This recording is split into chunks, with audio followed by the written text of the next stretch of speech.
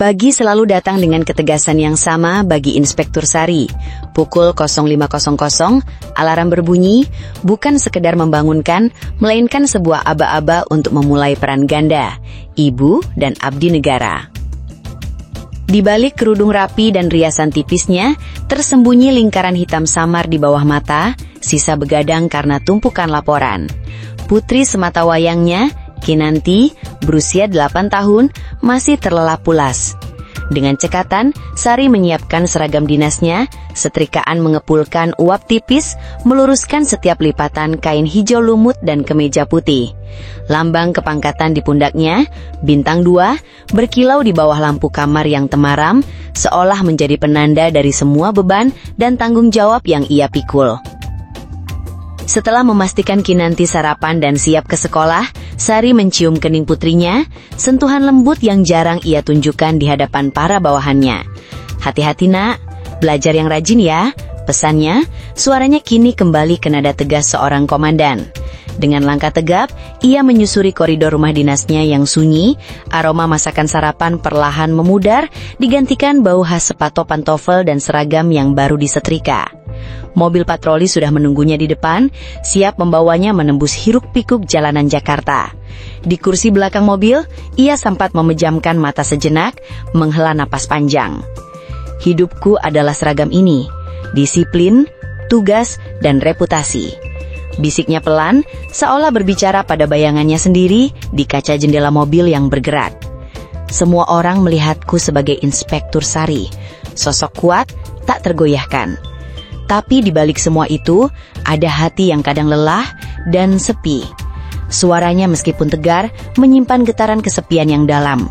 Kepergian almarhum suaminya, yang juga seorang polisi dan gugur dalam tugas bertahun-tahun lalu, meninggalkan lubang besar yang tak pernah benar-benar terisi. Ia telah membangun tembok tinggi di sekeliling hatinya, menjaga jarak dari emosi apapun yang bisa mengganggu stabilitas hidupnya dan masa depan Kinanti.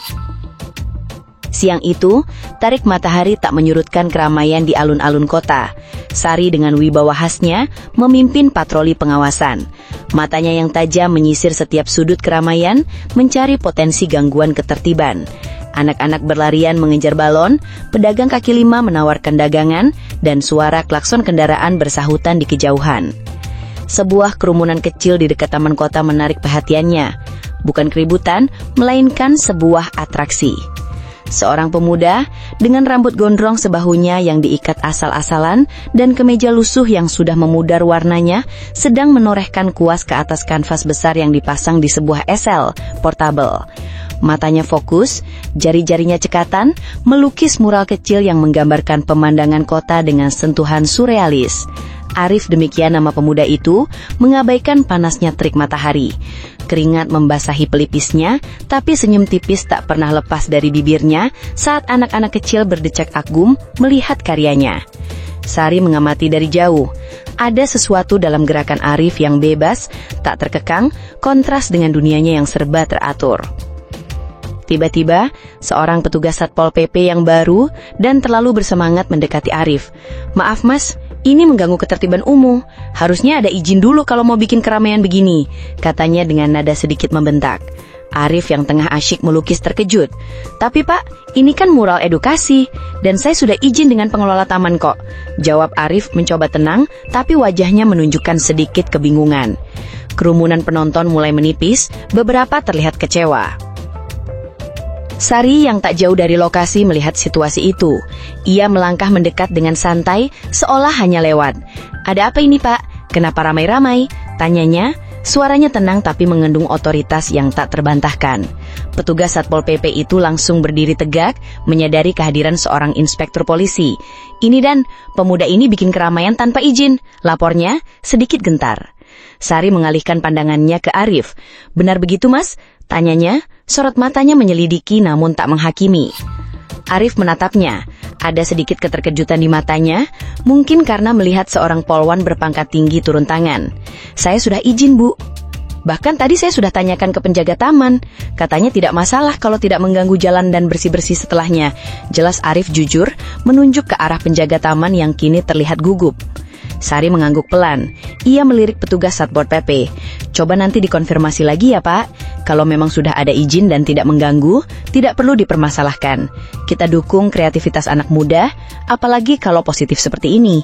Ucap Sari diplomatis, namun ada penekanan tersirat dalam suaranya. Petugas Satpol PP itu mengerti isyarat itu, mengangguk dan mundur dengan sedikit canggung. Kerumunan kecil mulai kembali, anak-anak kembali mendekat, melihat Arif melanjutkan lukisannya. Terima kasih banyak Ibu Inspektur, ucap Arif tulus sambil tersenyum lebar. Senyumnya begitu lepas, kontras dengan wajah tegang yang kerap ia lihat di lingkungan kerjanya. Sari hanya mengangguk tipis, hendak berlalu. Namun entah mengapa, matanya sempat bertemu pandang dengan mata Arif. Ada kejujuran, rasa syukur, dan kilat aneh yang memancar dari sana.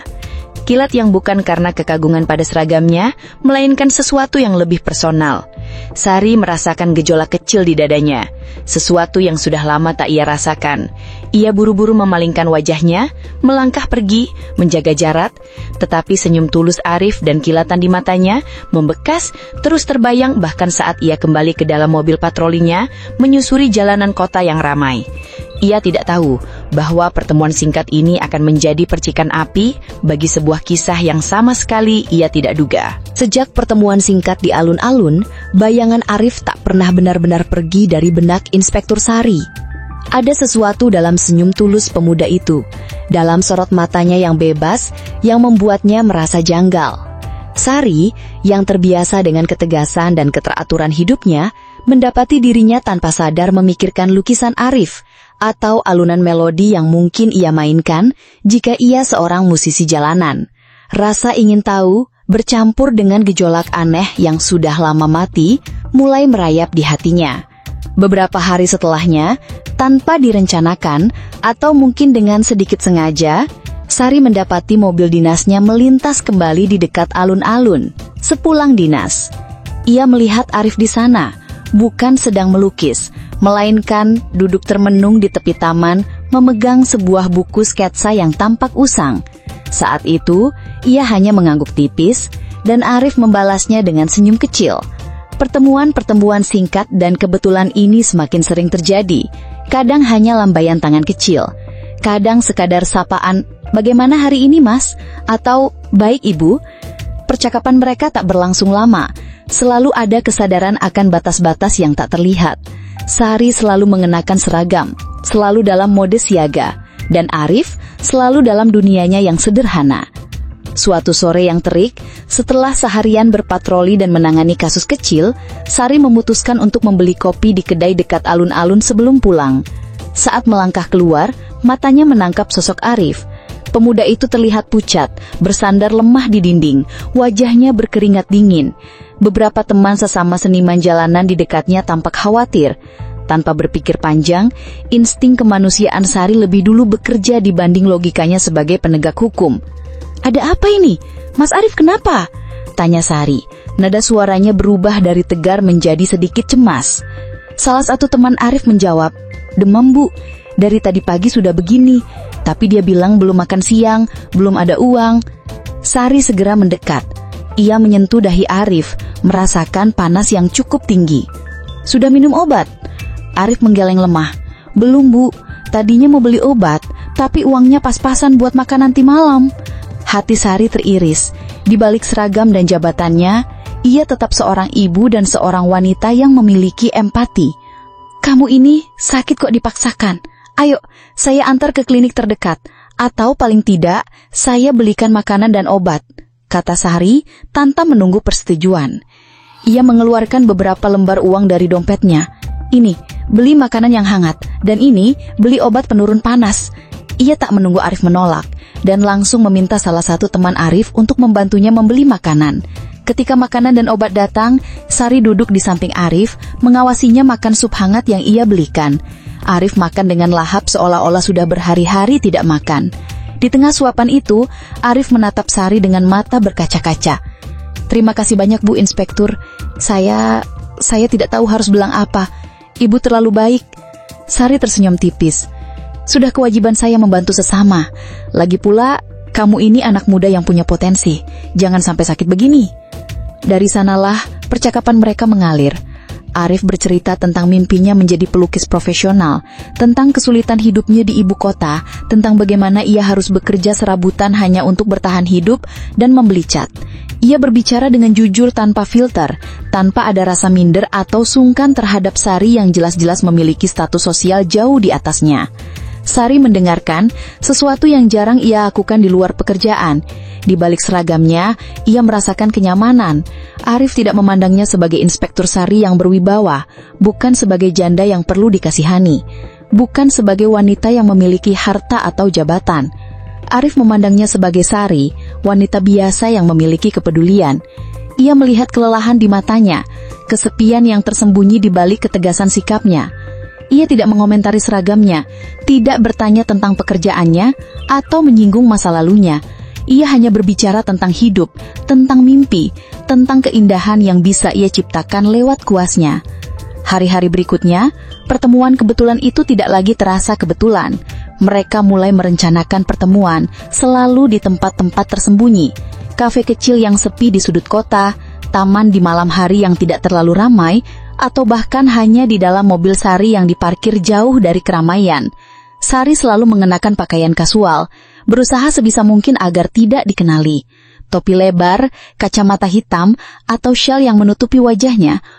"Aku tidak peduli siapa kamu di kantor, Ibu Sari," ucap Arif suatu malam. Di bangku taman yang gelap, bintang-bintang samar terlihat di langit kota. Ia menggenggam tangan Sari, sentuhan yang lembut namun penuh keyakinan. "Aku peduli pada Sari yang di sini," lanjutnya, menyentuh dada Sari pelan. Sari yang tersenyum saat mendengar ceritaku, Sari yang khawatir saat aku sakit, Sari yang dibalik seragamnya ternyata punya hati selembut ini.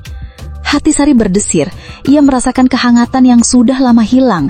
Cinta itu, yang tadinya hanya benih kecil, kini tumbuh menjadi pohon kecil yang mulai berakar dalam hatinya. Ia bahagia, sangat bahagia. Tapi kebahagiaan itu dibayangi rasa takut yang amat besar. "Bagaimana jika ada yang tahu?" bisiknya suatu malam. Kepalanya bersandar di bahu Arif. Ia memeluknya erat. "Kita bisa melewati ini bersama, Sari. Kita bisa hati-hati. Cinta ini tidak salah, kan?" Sari tidak menjawab. Ia tahu di mata masyarakat hubungan mereka akan dianggap sebagai sebuah skandal. Seorang inspektur poluan, janda dengan anak, menjalin hubungan dengan pemuda pekerja serabutan yang jauh lebih muda. Itu adalah hal yang tabu, tak pantas, dan bisa menghancurkan karirnya yang dibangun dengan cucuran keringat dan air mata. Tapi di sisi lain, Arif adalah satu-satunya yang melihatnya secara utuh, yang membuat hatinya berdetak lagi setelah sekian lama mati rasa. Ia terjebak di antara dua dunia, dunia tugas dan kehormatan yang ia jaga mati-matian, dan dunia baru yang Arif tawarkan, dunia di mana ia bisa menjadi dirinya sendiri, tanpa embel-embel seragam dan jabatan. Setiap pertemuan dengan Arif adalah oasis, namun setiap perpisahan adalah siksaan, karena ia tahu rahasia ini adalah bom waktu yang sewaktu-waktu bisa meledak, menghancurkan semua yang telah ia perjuangkan. Hati Inspektur Sari kini seperti lautan yang bergelora. Di satu sisi, dipenuhi gelombang kebahagiaan yang baru ia temukan, di sisi lain diterjang badai ketakutan yang mengancam. Kebahagiaan bersama Arif adalah candu, oasis di tengah padang gurun kesendiriannya. Senyumnya lebih sering merekah, langkahnya lebih ringan saat pulang dinas. Bahkan cara ia berbicara dengan Kinanti pun terasa lebih hangat. Perubahan kecil ini tak luput dari perhatian orang-orang di sekitarnya. Di kantor, Kompol Bagaskara, atasan langsung Sari, yang dikenal dengan ketelitian dan instingnya yang tajam, mulai menyadari perubahan pada bawahannya itu. "Inspektur Sari kok akhir-akhir ini terlihat lebih ceria ya?" celetuknya suatu pagi kepada seorang staf. Staf itu hanya tersenyum canggung. Bagaskara tidak berkomentar lebih lanjut, tapi matanya yang menyelidik sesekali menangkap Sari yang sedang melamun dengan senyum tipis di bibir, atau sesekali meraih ponsernya dengan raut wajah yang lebih lembut dari biasanya. Instingnya mengatakan ada sesuatu yang berbeda. Di lingkungan rumah dinas, para tetangga, terutama ibu-ibu yang gemar bergosip, juga mulai memperhatikan. Bu RT yang dikenal sangat peduli, baca, ingin tahu dengan urusan warganya, terutama seorang janda terpandang seperti Sari, sesekali melihat mobil Sari terparkir agak jauh dari rumah, dan melihat Sari berjalan kaki dengan langkah tergesa-gesa di malam hari, seolah baru saja datang dari suatu tempat. Mereka mulai berbisik-bisik, mengaitkan perubahan Sari dengan sesuatu yang belum mereka ketahui secara pasti. "Bu Inspektur Sari, kok sekarang sering keluar malam ya? Dulu kan sibuk sekali," kata seorang tetangga. "Iya, dan senyumnya itu loh, beda," timpal yang lain. Belum ada nama Arif yang disebut, tapi kecurigaan sudah mulai menyelimuti. Puncak kecurigaan itu terjadi di suatu sore yang mendebarkan. Sari dan Arif, setelah puas menghabiskan waktu di sebuah taman tersembunyi yang jarang dilewati orang, sepakat untuk pulang. Arif mengantar Sari hingga ke ujung jalan kompleks perumahan Dinasari, di mana mobilnya terparkir. Mereka berpisah dengan pelukan singkat dan penuh kerinduan. Tanpa mereka sadari, sebuah mobil hitam dengan kaca gelap yang kebetulan lewat memperlambat lajunya. Di dalamnya, duduk Kompol Bagaskara yang baru saja selesai menjenguk saudaranya tak jauh dari sana. Matanya yang tajam menangkap sekilas siluet Sari berpisah dengan seorang pemuda yang tampak akrab, meskipun jaraknya cukup jauh dan suasana agak remang. Bagaskara mengerutkan kening. Ia tidak bisa melihat dengan jelas siapa pemuda itu, tapi ia mengenali postur Sari dan mobilnya. Ada ganjalan di hatinya. "Pak, itu tadi kan Inspektur Sari?" tanya sopir Bagaskara. Bagaskara tak langsung menjawab. "Iya, dia kan memang tinggal di kompleks itu," jawabnya datar, namun pikirannya mulai bekerja. "Dengan siapa dia tadi?" "Saya tidak tahu jelas, Pak, tapi sepertinya anak muda. Agak gondrong saya lihat," jawab sopir itu.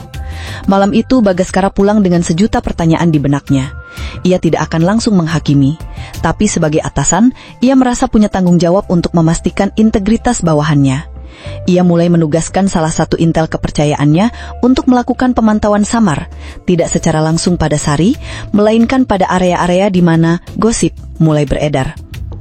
Ancaman itu akhirnya datang dari arah yang paling tak terduga. Bukan dari Kompol Bagaskara secara langsung, melainkan dari seorang rekan polwan satu angkatan Sari, bernama AKP Rina. Rina adalah sosok yang ambisius, selalu bersaing dengan Sari dalam hal karir dan reputasi. Diam-diam Rina menyimpan rasa iri pada Sari yang selalu menjadi bintang di kesatuan mereka. Suatu siang Rina tanpa sengaja melihat Sari di sebuah kafe kecil, yang Rina kira tak akan ada polisi yang mampir ke sana. Sari terlihat duduk berhadapan dengan Arif. Mereka terlihat sangat akrab, bahkan sesekali Arif menggenggam tangan Sari di bawah meja. Rina segera mengeluarkan ponselnya, mengambil beberapa foto dari sudut yang sulit diketahui, dengan cepat dan tanpa ragu. Foto-foto itu buram, tapi cukup jelas untuk menunjukkan keintiman mereka.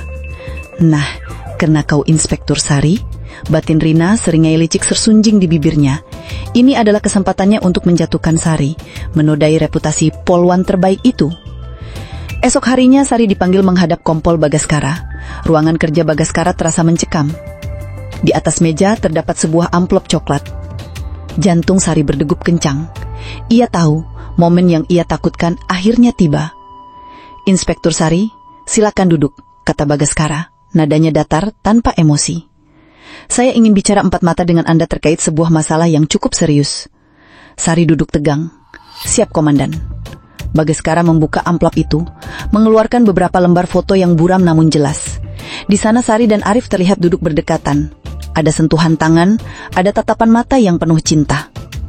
"Bisa Anda jelaskan ini, Inspektur Sari?" tanya Bagaskara, menatap Sari lurus-lurus. Wajah Sari memucat. Seketika semua darah seolah lari dari tubuhnya. Tenggorokannya tercekak. Ia melihat foto-foto itu. Hatinya campur aduk antara rasa sakit karena rahasianya terbongkar, marah karena privasinya dilanggar, dan takut akan konsekuensi yang akan datang. Ia tahu, di mata institusi, ini adalah pelanggaran etika yang serius. Cinta terlarangnya kini telah naik ke permukaan, siap menenggelamkan semua yang telah ia bangun. Dunia Inspektur Sari runtuh dalam sekejap. Foto-foto di tangan Kompol Bagaskara bagai palu godam yang menghancurkan dinding pertahanan yang telah ia bangun bertahun-tahun. Wajahnya pucat pasi, namun ia berusaha keras mempertahankan ketenangan. Sebagai seorang perwira polisi, ia dilatih untuk menghadapi tekanan. Tetapi tekanan kali ini adalah urusan hati, sesuatu yang tidak bisa ia tangani dengan prosedur atau hukum. "Bisa Anda jelaskan ini, Inspektur Sari?" Suara Bagaskara terdengar berat, namun tak ada kemarahan, hanya kekecewaan. Sari menelan ludah, tenggorokannya terasa kering. "Siap, Komandan. Itu tidak seperti yang Komandan kira. Sebuah kebohongan yang lemah, dan ia tahu Bagaskara lebih cerdas dari itu." Bagaskara meletakkan foto-foto itu di meja, mendorongnya sedikit ke arah Sari. Saya tidak akan menghakimi, tapi saya tahu Anda adalah seorang perwira yang cerdas, Sari. Anda tahu betul apa artinya ini bagi integritas institusi kita. Dan yang lebih penting, Anda tahu dampaknya bagi karir Anda, bahkan bagi kehidupan pribadi Anda, terutama Kinanti. Hati Sari bergetar saat nama putrinya disebut. Kini bukan hanya karirnya yang terancam, tapi juga masa depan Kinanti yang bergantung padanya. Stigma, gosip, bahkan mungkin penyelidikan internal akan mempengaruhi putrinya. Komandan, Sari berusaha mencari kata-kata, tapi suaranya tercekat. Ia ingin membela Arif, ingin menjelaskan bahwa cinta mereka tulus, bukan skandal murahan.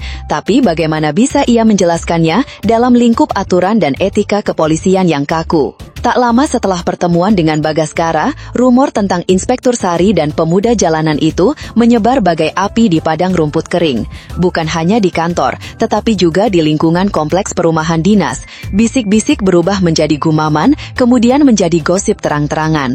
Masa Inspektur Sari begitu? Tidak habis pikir, janda kok sama berondong pengamen, padahal pangkatnya tinggi loh.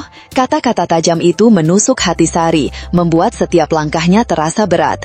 Ia merasakan pandangan menghakimi dari rekan-rekan, bahkan dari beberapa bawahan yang dulu sangat menghormatinya. Di sisi lain, Arif juga merasakan dampaknya. Beberapa teman sesama seniman jalanan yang awalnya mendukung hubungannya dengan Sari, kini mulai menjaga jarak.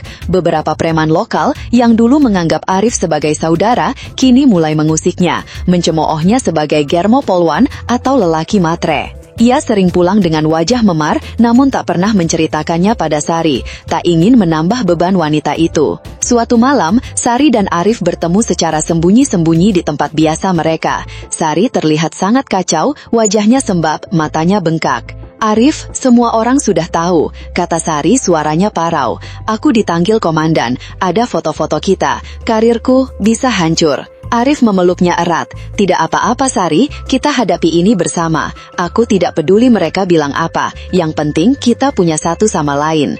Namun Sari mendorongnya pelan. Kamu tidak mengerti Arif, ini bukan hanya tentang kita berdua, ini tentang Kinanti, ini tentang institusi. Aku sudah berjanji pada almarhum suamiku untuk menjaga nama baiknya, nama baik kepolisian. Aku tidak bisa merusak semuanya hanya karena cinta kita. Air mata Sari tumpah. Jadi kamu akan menyerah? Tanya Arif, suaranya tercekat, hatinya hancur. Kamu akan memilih pekerjaanmu daripada aku? Aku tidak memilih siapa-siapa Arif. Aku sedang dihadapkan pada pilihan antara menjaga nama baik dan masa depan Kinanti, atau kehancuran total. Sari berteriak frustrasi. Apa yang akan Kinanti pikirkan jika ibunya dituding skandal? Bagaimana aku akan melihat wajah rekan-rekanku? Arif menatapnya dengan tatapan terluka. Aku mengerti Sari, aku tahu posisimu. Aku tidak mau jadi beban bagimu. Ada keheningan yang menyiksa di antara mereka. Suara jangkrik malam dan gemerisik daun menjadi satu-satunya saksi. Aku harus menjauh Arif, kata Sari dengan berat hati. Setiap kata adalah sayatan di hatinya. Untuk sementara, atau mungkin selamanya. Ini demi kebaikan kita semua, terutama kamu. Aku tidak mau kamu juga ikut kena imbasnya. Arif menunduk. Ia tahu kata-kata itu adalah ultimatum. Sari, Inspektur Sari, telah memilih jalan yang harus ia tempuh. Jalan yang penuh pengorbanan. Bukan karena ia tidak mencintai Arif, tetapi karena ada tanggung jawab yang lebih besar yang ia emban. Ia adalah abdi negara, orang ibu, seorang janda yang menjaga martabat suaminya. Ia tidak bisa membiarkan perasaannya merusak semua itu. Malam itu, di bawah kelip bintang yang tampak mencemooh, cinta terlarang mereka berakhir, meninggalkan luka menganga di hati Inspektur Sari. Setelah malam perpisahan yang menyesakan itu, Inspektur Sari kembali ke rutinitasnya dengan topeng yang lebih tebal dari sebelumnya. Kehidupan seolah kembali ke garis lurus yang ia kenal, garis yang penuh disiplin, tugas, dan formalitas. Namun di balik seragamnya yang rapi, dan di balik senyum tipis yang ia paksakan, ada kekosongan yang menganga. Mata itu, yang dulu sesekali memancarkan kehangatan yang baru ditemukan, kini kembali dingin dan murung. Ia fokus sepenuhnya pada pekerjaannya, menenggelamkan diri dalam tumpukan berkas dan kasus yang tiada habisnya, seolah ingin mengusir bayangan Arif dari benaknya. Ia bekerja lebih keras, mengambil lembur, bahkan seringkali pulang larut malam. Rekan-rekan kerja yang awalnya bergosip, kini hanya bisa mengamati perubahan drastis dalam dirinya. Kompol Bagaskara yang sesekali masih melihatnya, bisa merasakan aura kesedihan yang menyelimuti bawahannya itu. Ia tahu, keputusan yang Sari ambil adalah keputusan yang berat. Namun ia juga tahu, Sari melakukannya demi nama baik institusi. Di rumah, Kinanti merasakan perubahan pada ibunya. Ibunya lebih sering diam, tatapannya kosong dan senyumnya tak sehangat dulu. Ibu tidak apa-apa, tanya Kinanti suatu malam, saat mereka makan malam. Sari hanya memeluk putrinya erat. Ibu tidak apa-apa, Nak. Ibu hanya sedikit lelah. Ia tidak ingin beban hatinya jatuh ke pundak kecil Kinanti. Arif, sesuai janjinya, menghilang. Alun-alun tempat ia biasa melukis dan bermain musik ini sepi tanpa kehadirannya. Teman-teman seniman jalanannya hanya tahu bahwa ia pergi, mencari kehidupan baru di kota lain, mewujudkan mimpinya tanpa gangguan. Tidak ada yang tahu kemana tepatnya. Dan Sari juga tidak berani mencari tahu. Setiap kali ia melewati alun-alun itu, hatinya terasa perih. Teringat akan tawa Arif, sentuhan tangannya, dan tatapan mata yang penuh cinta. Waktu berlalu. Bulan berganti bulan. Luka di hati Sari belum sepenuhnya sembuh. Tapi ia belajar untuk hidup berdampingan dengannya. Ia semakin profesional, semakin disegani dan reputasinya kembali bersih. Namun setiap malam, ketika Kinanti sudah terlelap, Sari akan merenung. Aku memilih jalan yang diyakini benar, bisiknya pada dirinya sendiri, menatap langit-langit kamarnya. Tapi apakah hati bisa dibohongi? Ada kerinduan yang mendalam, kerinduan akan sosok yang melihatnya sebagai Sari, bukan hanya seorang inspektur. Suatu sore yang cerah, Sari mengantar Kinanti pulang sekolah. Mereka melewati area kota yang baru saja direvitalisasi, di mana banyak ruang publik baru dibangun, termasuk sebuah taman seni kecil yang baru dibuka. Kinanti yang selalu penasaran dengan hal-hal baru, menarik tangan ibunya. "Ibu, ayo kita lihat di sana, ada lukisan-lukisan baru." Sari mengangguk, membiarkan Kinanti menariknya. Saat mereka masuk ke taman seni itu, mata Sari terpaku. Di salah satu dinding mural yang luas, terpampang sebuah lukisan besar, bergaya surrealis, namun dengan sentuhan khas yang sangat ia kenal. Ada pemandangan kota yang hidup, namun di tengah-tengahnya ada siluet seorang wanita berambut dikuncir kuda, mengenakan seragam, namun wajahnya damai dan tersenyum, sedang menggenggam tangan seorang pemuda yang sedang memegang kuas. Lukisan itu penuh warna, penuh harapan, dan penuh dengan emosi yang tak terucapkan. Itu adalah lukisan yang menangkap esensi hubungan mereka. Di bawah lukisan itu, terdapat sebuah plakat kecil. Karya oleh Arif, seniman muda terbaik kota ini tahun 2000XX. Jantung Sari berdebar kencang. Ia tidak salah, ini adalah Arif. Ia menoleh ke arah kerumunan kecil di sekitar mural. Di sana, di tengah-tengah mereka, Arif sedang berbicara dengan beberapa anak muda, mengajari mereka teknik melukis dasar. Ia tampak lebih dewasa, rambutnya sedikit lebih rapi. Senyumnya masih sama tulusnya, namun kini ada aura kepercayaan diri yang kuat. Ia telah mewujudkan mimpinya. Kinanti, yang tadinya asyik melihat-lihat lukisan lain, tiba-tiba menarik lengan Sari. "Ibu, lihat itu orang yang pernah nolongin ibu waktu itu kan, yang sakit di taman?" Kinanti menunjuk ke arah Arif, dengan ingatan molosnya. Sari terkejut, namun kemudian mengangguk pelan. "Iya nak, itu dia." Arif mendengar suara Kinanti, menoleh. Matanya langsung bertemu dengan mata Sari. Ada keterjegutan sesaat, kemudian senyum tipis. Senyum yang penuh pengertian dan sedikit rasa sakit. Tidak ada kata-kata yang terucap. Mereka hanya saling pandang, membiarkan mata mereka berbicara. Sari melihat kebanggaan pada Arif, rasa terima kasih, dan juga sedikit kerinduan yang sama dengan yang ia rasakan. Arif melihat Sari, kini lebih tegar, lebih berwibawa, namun tetap dengan kesepian yang samar di matanya. Tidak ada pelukan, tidak ada jabat tangan, hanya tatapan yang berbicara 1000 bahasa. Mereka berdua telah tumbuh dari pengalaman ini. Sari yang dulu mengorbankan cintanya demi karir dan keluarga, kini melihat hasil dari pengorbanannya. Arif yang dulu hanya pemuda jalanan, kini telah menjadi seniman yang diakui. Cinta mereka tidak berakhir di pelaminan, tetapi ia telah meninggalkan jejak, menginspirasi mereka berdua untuk menjadi versi terbaik dari diri mereka sendiri. Sari tersenyum tipis, senyum yang tulus, bukan lagi paksaan. "Ayo nak," katanya pada Kinanti, sambil menggenggam tangan putrinya erat. "Kita pulang." Ia berjalan pergi, meninggalkan Arif dan lukisannya. Namun ada kelegaan di hatinya. Ia tahu cinta mungkin tidak selalu berakhir di pelaminan, tetapi ia selalu meninggalkan pelajaran tentang keberanian untuk melepaskan, tentang pengorbanan, dan tentang bagaimana setiap hati berhak dicintai terlepas dari seragam, status, atau usia. Ada cinta yang tetap hidup walau tak lagi bersama dalam bentuk kenangan dan inspirasi. Saat berjalan, Sari menyentuh liontin kecil yang selalu ia kenakan.